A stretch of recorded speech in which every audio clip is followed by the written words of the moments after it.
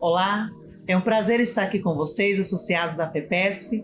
Faço parte da Coordenadoria de Educação e Cultura e esse é mais um programa do Associado Escritor. Agradecemos mais uma vez ao nosso presidente, Dr. Arthur Marques, a diretoria executiva e a coordenadora de Educação e Cultura, doutora Maria Edna Silva Rosa, em apoio à realização desse projeto. Lembrando que o Projeto Associado Escritor é uma iniciativa da Biblioteca junto à Coordenadoria de Educação e Cultura para dar visibilidade e promover ações literárias aos nossos associados escritores. Hoje, nós estamos aqui com as nossas associadas escritoras, Lucivânia Orlandi e Marileia Bonilha. Sejam muito bem-vindas, é um prazer tê-la aqui conosco. Muito obrigada por aceitar o nosso convite. Lucivânia, fale-nos quem é Lucivânia? Eu sou Lucivânia, né? Eu tenho 55 anos, prestes a fazer 56. Sou uma professora aposentada e que eu dediquei a minha vida toda, desde os 18 anos, à educação.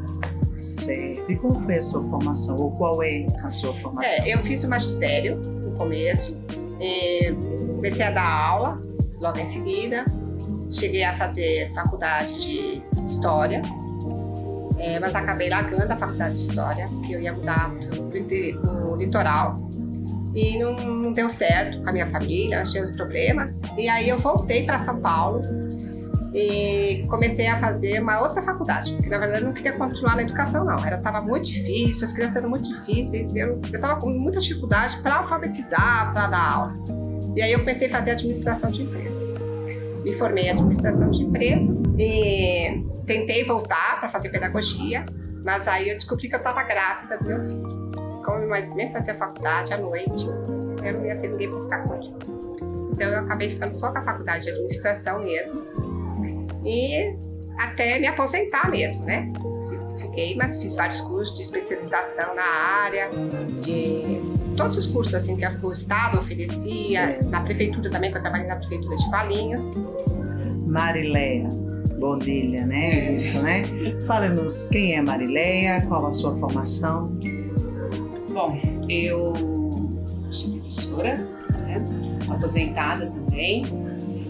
Nasci na divisa do estado de Minas com São Paulo, na Serra da Mantiqueira.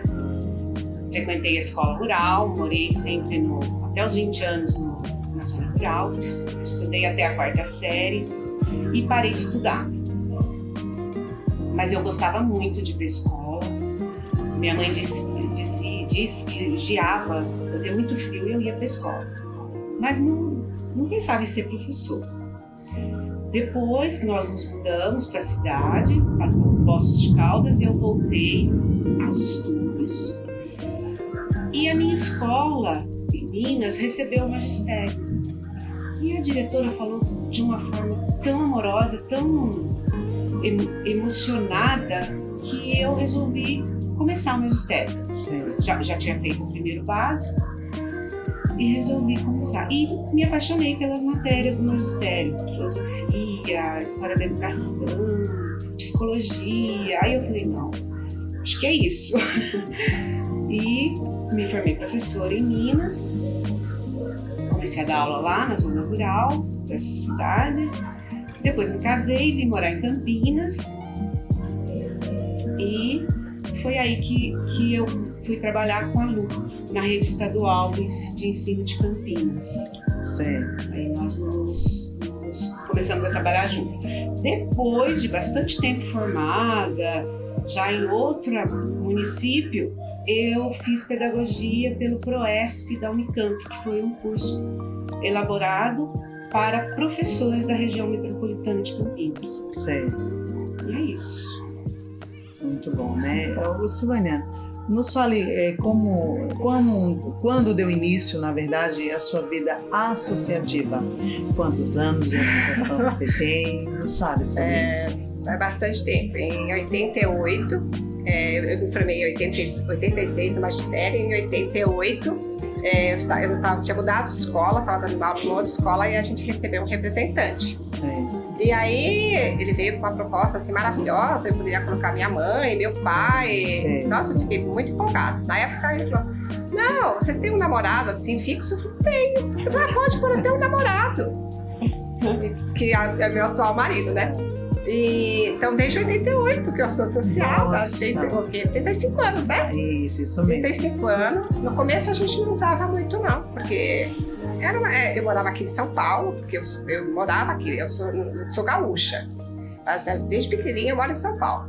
E aí a gente, assim, uma vida bem difícil, trabalhava para poder estudar, tudo, então era muito complicado. Trabalhava, dava aula durante o dia, para fazer faculdade à noite, então era muito puxado. Então, assim, sobrava muito pouco dinheiro mesmo para fazer passeios, essas coisas. Mas aí, depois que eu me casei e meu filho nasceu, aí a gente começou a usufruir mais, porque o meu marido ama o mar, né? Aí a gente ia muito pra colônia de Caraguá, de Ubatuba, muito. Nossa, para Ubatuba a gente vai sempre. Sempre que a gente consegue, a gente vai. Porque, assim, Socorro também, uma colônia deliciosa, que a gente já foi bastante, Águas de Lindóia. Sim. As mais distantes eu não conheço ainda. As de Poços de Caldas eu conheço também. Então, assim, é uma delícia mesmo, assim, muito gostoso. Que bom, então. Então, agora, né, tá usufruindo mais, Sim. né? E agora também aqui, né, no espaço da FEPESP, Educação e Cultura, né?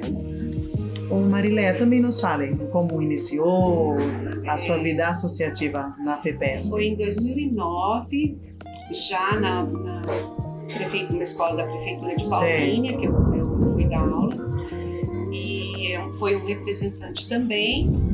E o pessoal começou a falar muito bem.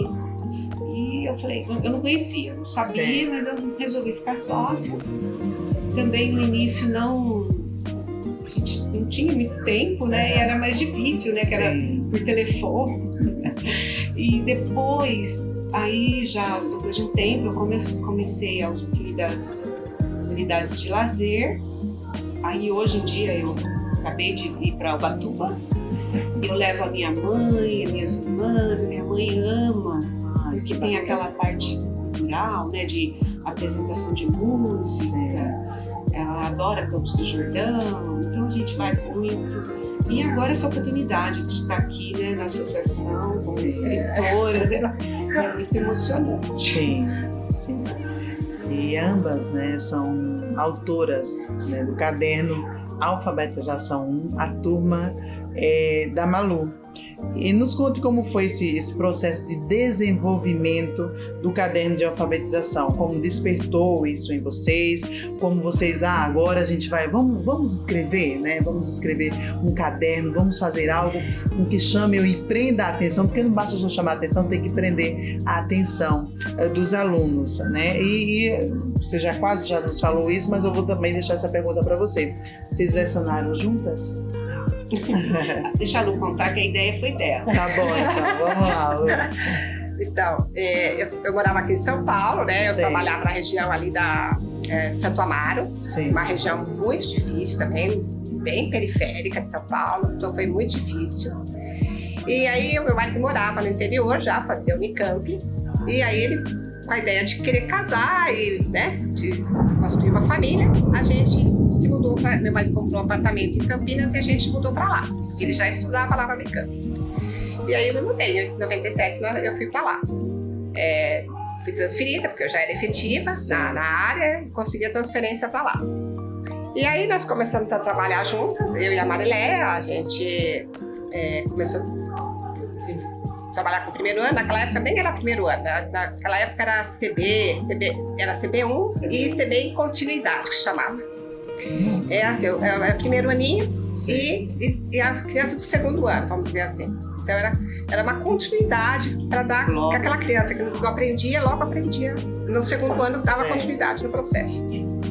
E aí nós começamos, assim, nós sentimos uma sintonia, assim, do jeito que eu trabalhava, do jeito que ela trabalhava, né? A gente, assim...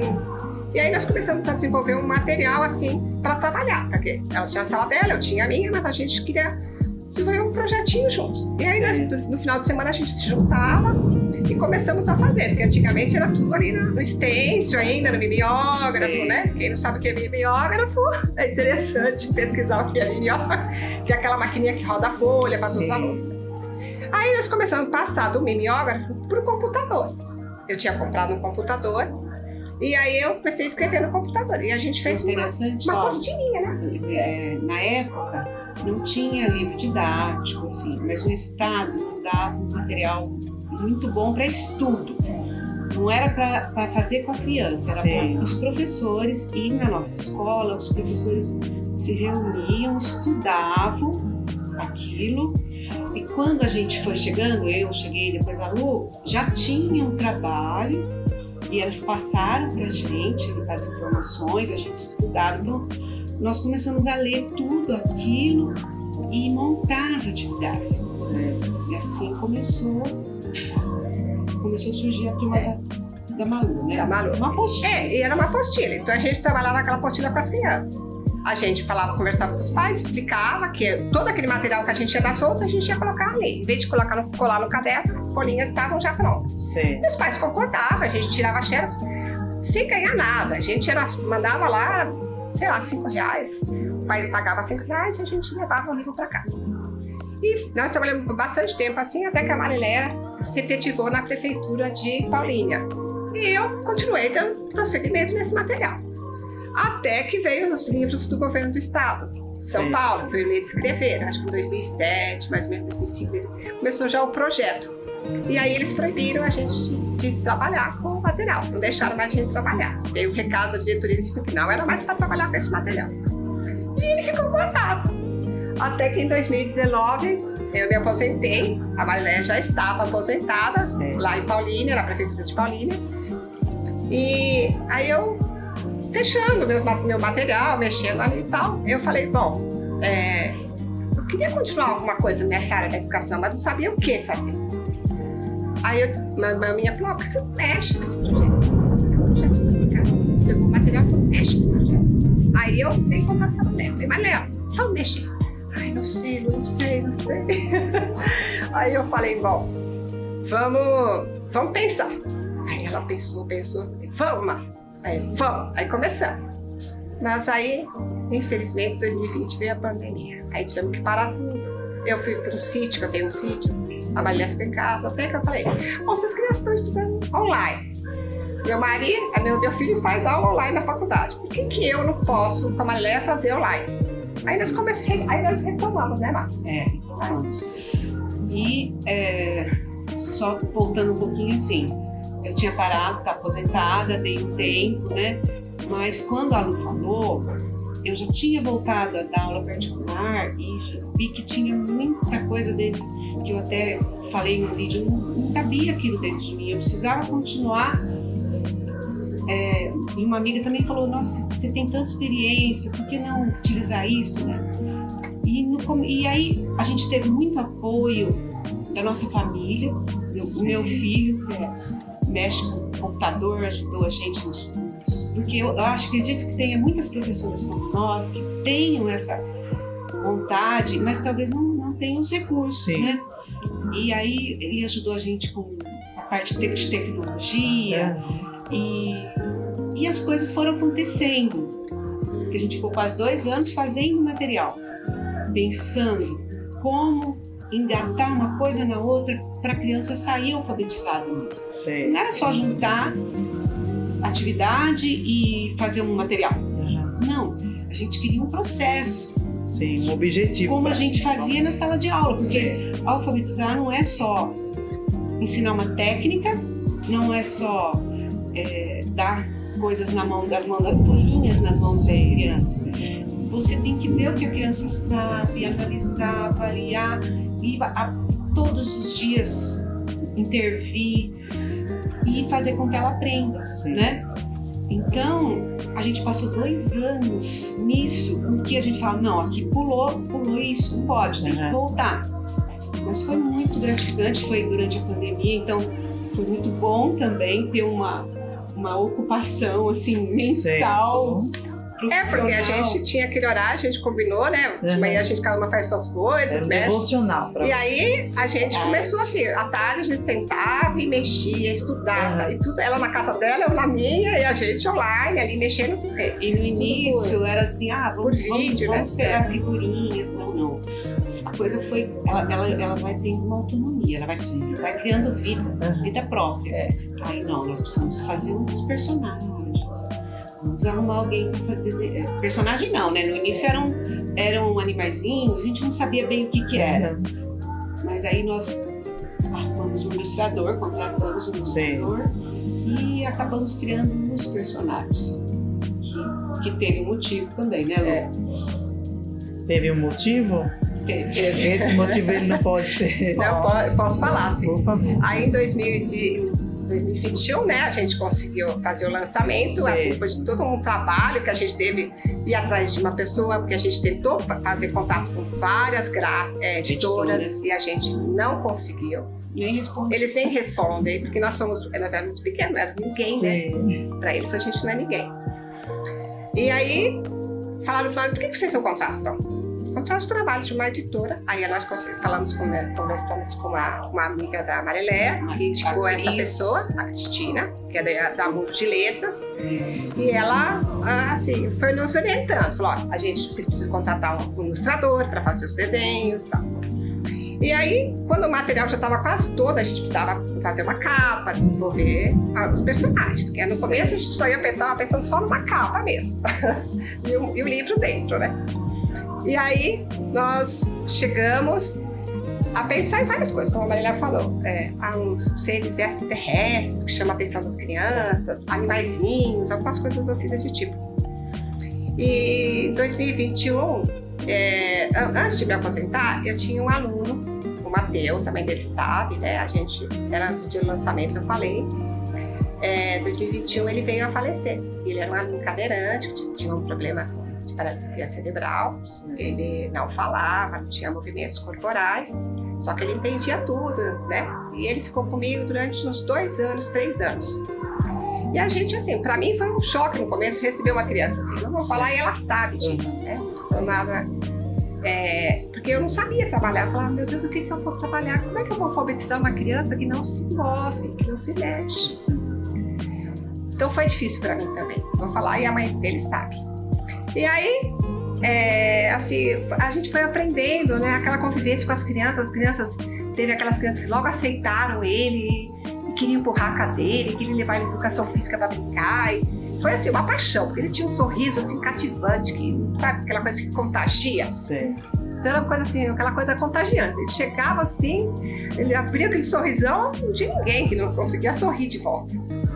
E aí ele veio a falecer em 2021. E aí eu falei pra Marileia, e se a gente fizer os personagens da turma da Malu, começando pelo Matheus? Só que em vez de ser um menino, a gente faz a Malu, que é uma cadeirante. A Malu já existia, né? Que era Malu de Marileia, Lu de Lucivano. E aí surgiu a Malu cadeirante, ruiva como ele.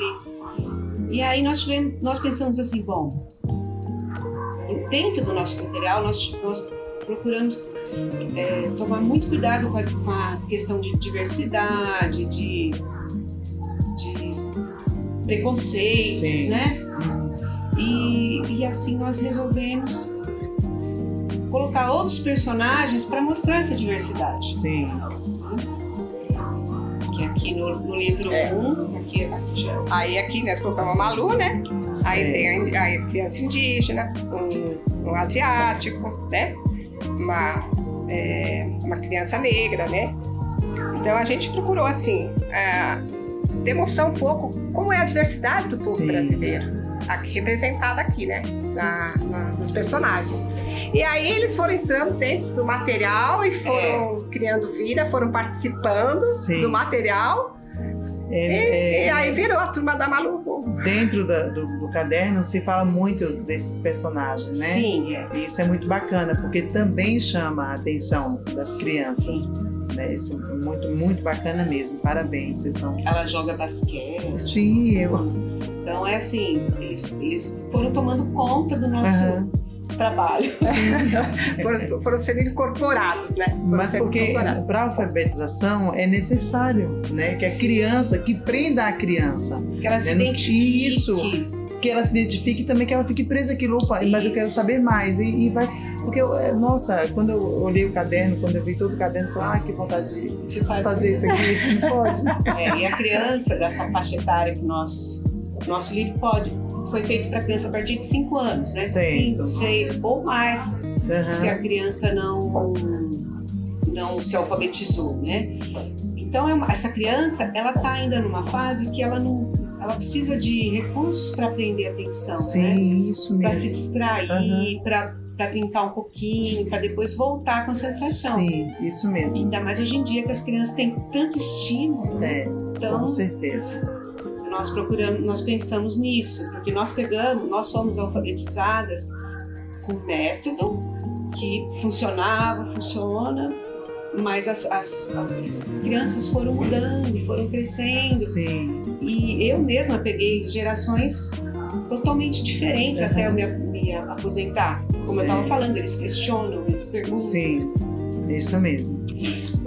A maioria das escolas públicas, elas não têm acesso a uma ampla diversidade, né, de textos.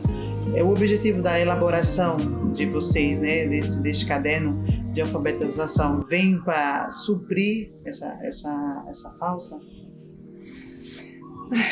Na verdade, assim, a gente sabe que o Brasil é um país imenso, né? Sim, um país continental, sim. Tem, assim, de tudo, né? Sim. Nós agora, Isso mesmo. Há pouco tempo, a gente tem bastante contato com os pais, professores do Brasil todo, né? Que entra em contato pelo WhatsApp com a gente, conversa, expõe as dificuldades.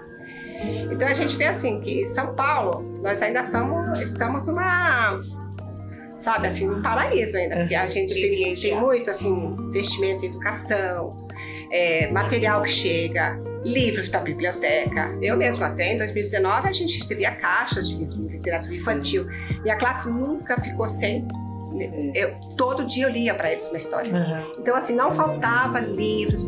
Mas a gente sabe que a realidade não é essa. Né? Isso a gente mesmo. sabe que por aí está muito difícil. Mas na verdade, a gente queria dar. O livro foi concebido assim para dar no princípio, né? No princípio, para ajudar os professores.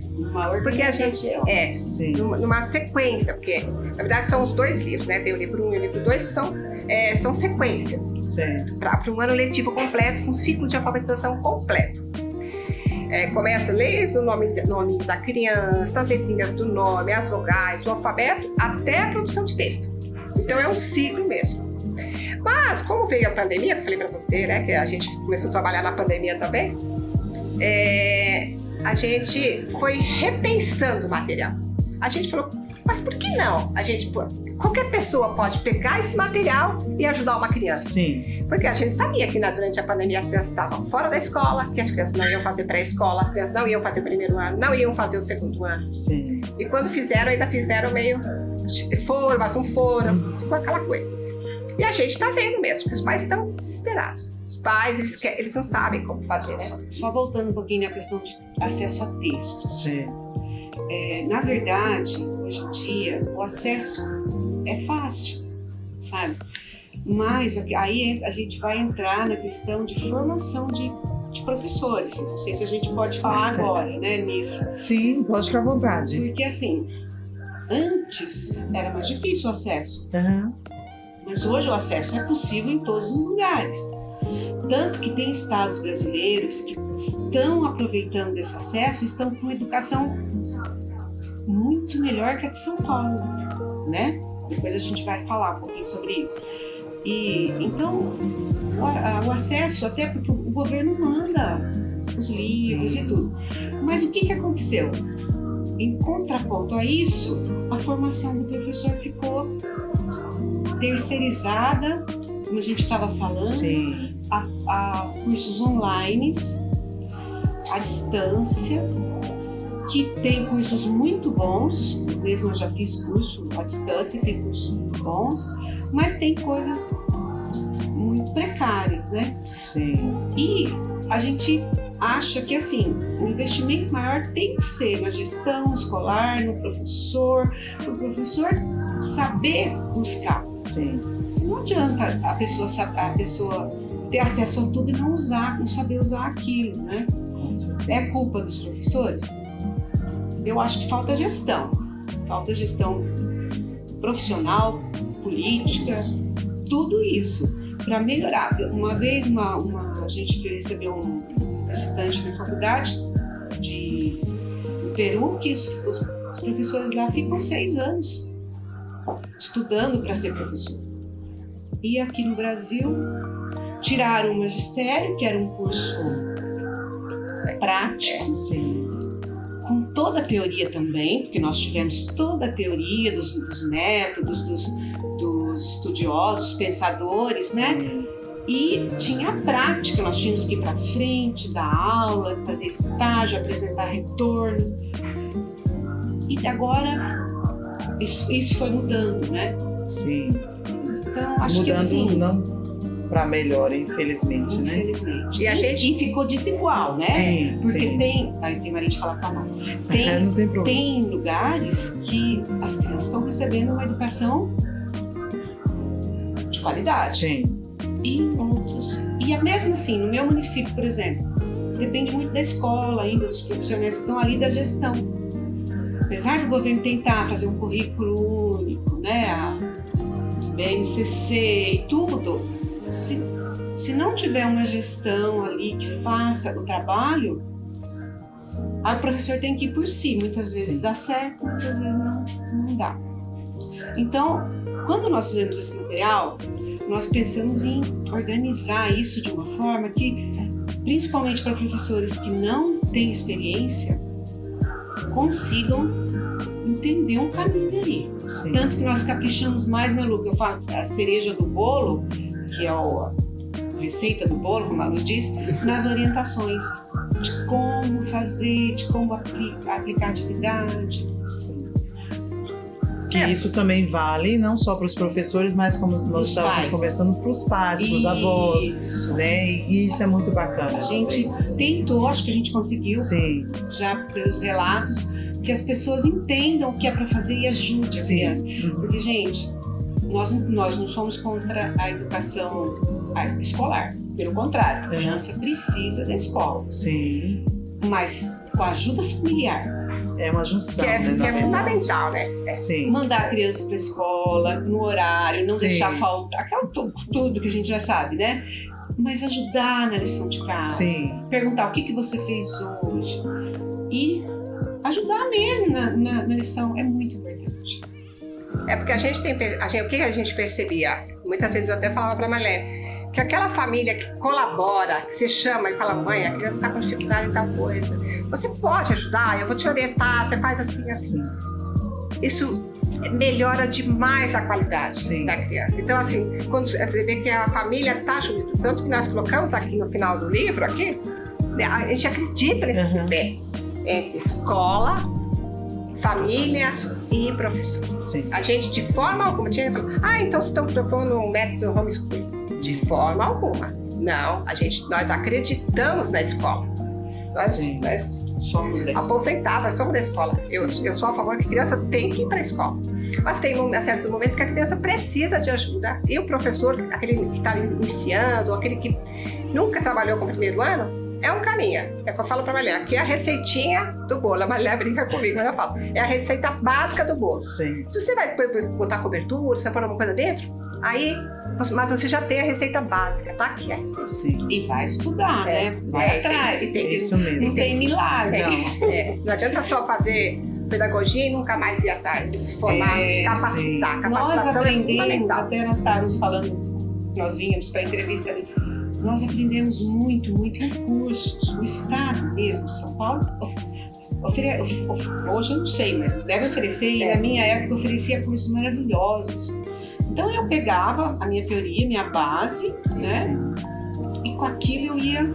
E quando a gente está em sala de aula, você aprende muito mais rápido, porque você chega lá e você faz, né? Você quer fazer, quer ver o resultado, aí você fala, não, isso não deu certo, isso deu. É claro, sempre respeitando a criança, né? Tudo, mas Não é assim um jogo de erros e acertos, né? Mas, então, tem que estudar, tem que ir atrás. Às vezes a gente fazia curso assim, à noite, final de semana, sábado de manhã, a pessoa,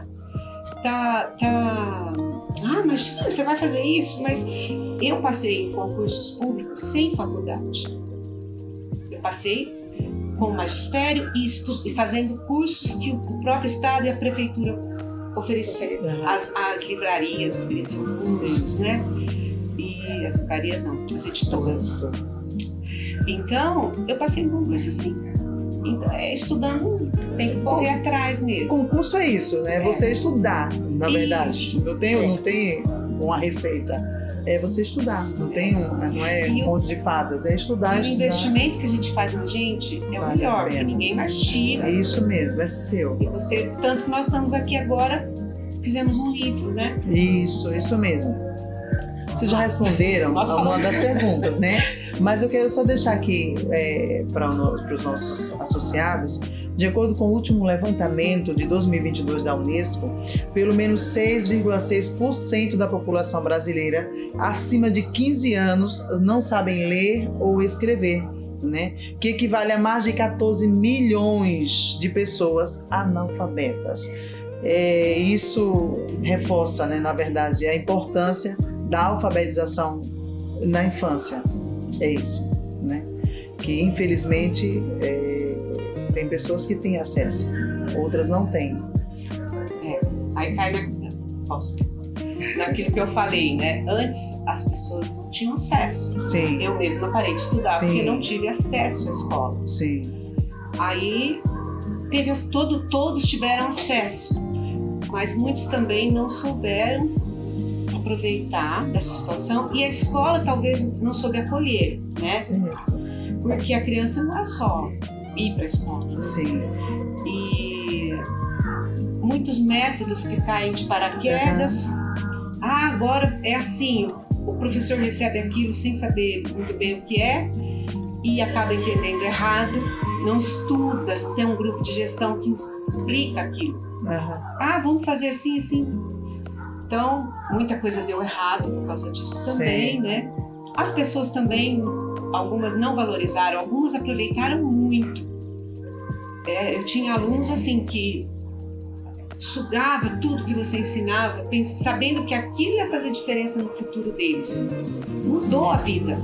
Antes não, só quem tinha acesso à educação era uma classe mais privilegiada. Depois, as pessoas viram que isso muda a vida, né? O estudo pode mudar a sua vida. Mas muitos também tiveram que sair da escola para trabalhar, por falta por vários motivos. Então, existem muitas pessoas que não estão alfabetizadas. Algumas que não leem mesmo, não escrevem, e muitas que leem e escrevem, mas não sabem o que fazer com isso, porque não teve uma alfabetização completa. Porque alfabetizar não é só aprender a juntar letrinhas, sílabas, né? Certo. Não é só isso. Na verdade, a gente até respondeu essa pergunta aqui, se vocês acreditam que o conceito de alfabetização se perdeu nos últimos anos, né? A gente já respondeu essa. Mas qual o método de alfabetização que vocês consideram adequado no momento? Então, muitas pessoas perguntam isso pra gente. Sim. Nós fomos alfabetizadas com cartilha. Sim. Eu, a Marilé, e acredito que muitas das pessoas foram alfabetizadas com a cartilha, que era um método muito utilizado, né, há uns anos atrás. Até meados dos anos 90, por aí, né, 2000, era muito comum as cartilhas. E aí, com o programa de livro didático, a coisa foi mudando, né? As teorias vieram, novas linhas de pensamento, foram estudando as crianças e foram vendo como elas aprendiam, né? Que vem da área desde a época de Piaget, né? Depois com o construtivismo. Então, o nosso material, na verdade, Paulo, ele é um apanhado, vamos dizer assim, Sim. De um pouco de todas as teorias que a gente viu, né? De métodos que deram certo. Então, eram materiais assim que a gente viu que a criança faz e dá certo, a criança aprende. Então, ela é mais voltada para a área de alfabetização e o letramento, que é não só a criança aprender a ler e escrever como método antigo, né? Que só a criança né? é silábico. Mas hoje trabalha muito com a questão da botar os conteúdos próximos da criança. Então a gente trabalha com parlendas, com músicas infantis, com coisas do meio da criança, coisas que ela vive. Então eu vou cantar uma música, eu vou falar ela vai falar uma parlenda, ela vai declamar uma parlendinha, uma receita. Que a gente então pode fazer em sala que ela sabe, não é uma coisa assim que está distante da criança. Então a gente assim não tem um método único, uma coisa, né? Mas se aproxima mais do global, né, Mar? Com um pouco do construtivismo, que é uma linha que a gente já vinha trabalhando, que a gente veio evoluindo, né? E letramento. Então a gente pegou a técnica que precisa, não pode deixar de ensinar a técnica. O que é a técnica? O alfabeto, as letras, as vogais, as consoantes, as sílabas, né? Isso é a técnica. A consciência fonológica, o som das letras. Mas não precisa você ficar só no som das letras, porque muitas letras não correspondem ao som real, né? Então, e elas se unem com as vogais. Então, a consciência fonológica a gente trabalha através das rimas, como as palavras terminam com o mesmo som e através de textos, né? Eu, particularmente, acho que eu também nunca consegui trabalhar coisas soltas. Sempre tinha que ter um motivo, um significado, um texto. Então, eu estou até elaborando um projeto de texto coletivo, que é uma das melhores estratégias para trabalhar com as crianças.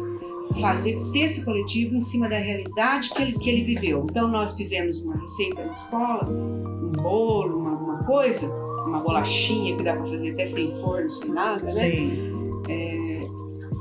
Ele vai anotar os ingredientes, ele vai ver a modo de fazer e depois ele vai escrever um textinho contando a emoção dele de fazer aquilo. Isso não tem nada melhor, sabe? Na minha opinião, não tem. Você está ensinando a ler e escrever. Ela vai no supermercado, ela vai ler a palavra lá.